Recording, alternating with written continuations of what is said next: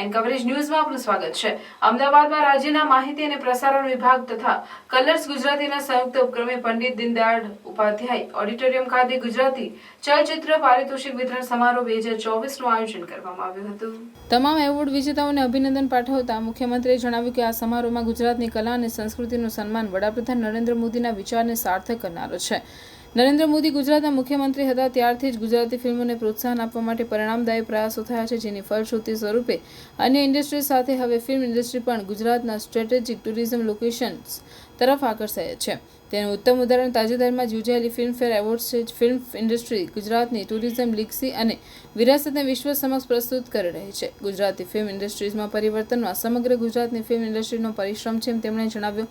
કાર્યક્રમને મુખ્યમંત્રીએ ગુજરાતી ફિલ્મ ઇન્ડસ્ટ્રીની વિકાસગાથાને પોતાના કલા કસબથી આગવી બનવાના કલાકારોને પહોંચવાનો અને સન્માનવાનો અવસર ગણાવ્યો હતો।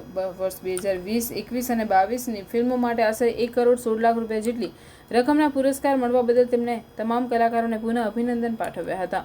મુખ્યમંત્રીના હસ્તે શ્રેષ્ઠ અભિનેતા, શ્રેષ્ઠ અભિનેત્રી સહિત વિવિધ કેટેગરીના એવોર્ડ વિતરણ કરવામાં આવ્યા, જેમાં શ્રેષ્ઠ અભિનેતા તરીકે વર્ષ 2020 માટે મલ્હાર ઠાકર, 2021 માટે આદેશ સિંહ તોમર અને 2022 માટે યશ સોની फक्त महिलाओं माटेनो एवॉर्ड एनायत કરવામાં આવ્યા હતા। अन्य खबरों के लिए चैनल को सब्सक्राइब कीजिए। खबरों का नोटिफिकेशन पाने के लिए बेल आइकॉन को जरूर दबाएं।